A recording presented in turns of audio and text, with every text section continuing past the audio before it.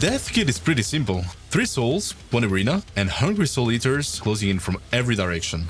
1 soul gets eaten, you might survive. 2, it's bad, but 3 runs over. And somehow it manages to be great fun.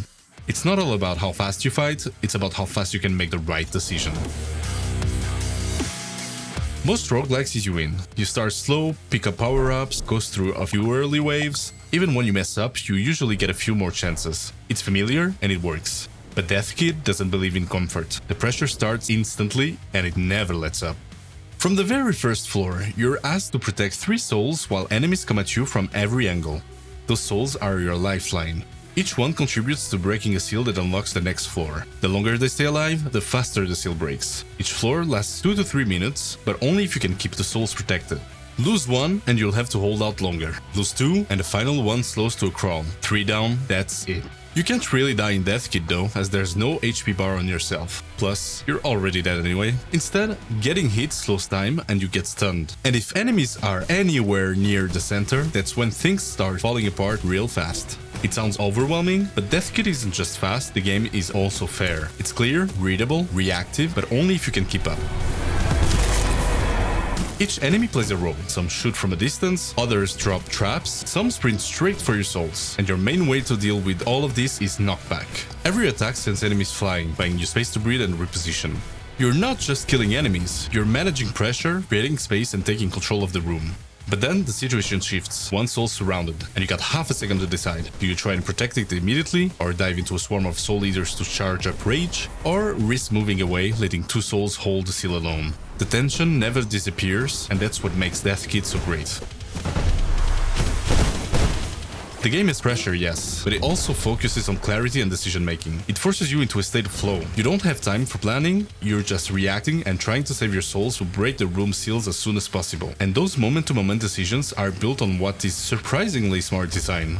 See, whenever you kill soul eaters, you gain rage. Fill your rage bar and you can charge up to transform. But it takes a few seconds. Precious seconds where you and your souls are vulnerable. But once it activates, you're stronger, faster, and every ability you have becomes more powerful. You also start with 3 energy orbs. Every skill consumes 1 or 2. To refill them, you have to stop. Charge up in the middle of chaos, and that's risky. You can unlock more energy slots later, letting you act longer before needing to recharge. It makes you feel more equipped, not overpowered. Even being stunned, which should be a punishment, can become a weapon if you're good enough. Time it right, and you can explode out of a stun, knocking enemies back, and dealing massive damage in a small area around you.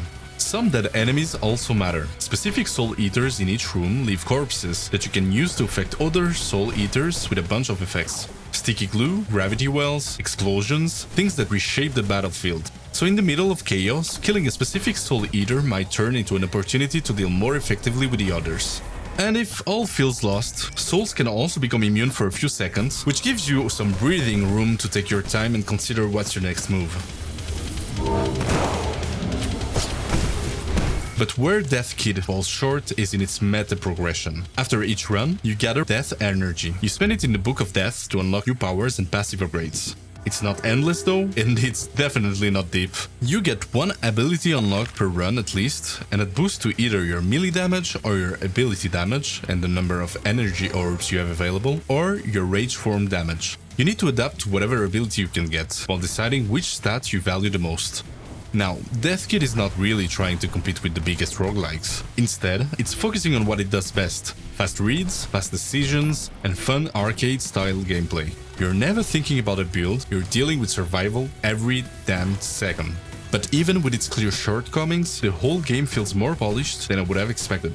The animations are sleek, the music warps with the action, the sound effects punch. Really, there's craftsmanship here. It's tight, deliberate, and clean from the design to the presentation. For a game this intense, it never feels messy.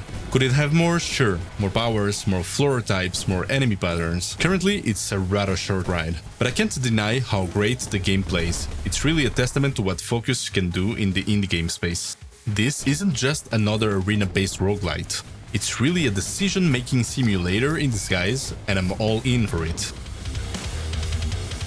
Death Kit may be short and brutal, but it's a whole lot of fun. There's no padding or fluff. When you lose, it's on you. When you win, you know you earned it. There's no pause, no breaks, just you, your instincts, and 3 souls to protect. And if that challenge speaks to you, I would highly recommend you play the demo and see for yourself. What the game sets out to do, it does perfectly. But it's still a solo developer effort. Though with more work and budget, it definitely has the potential to be a big success.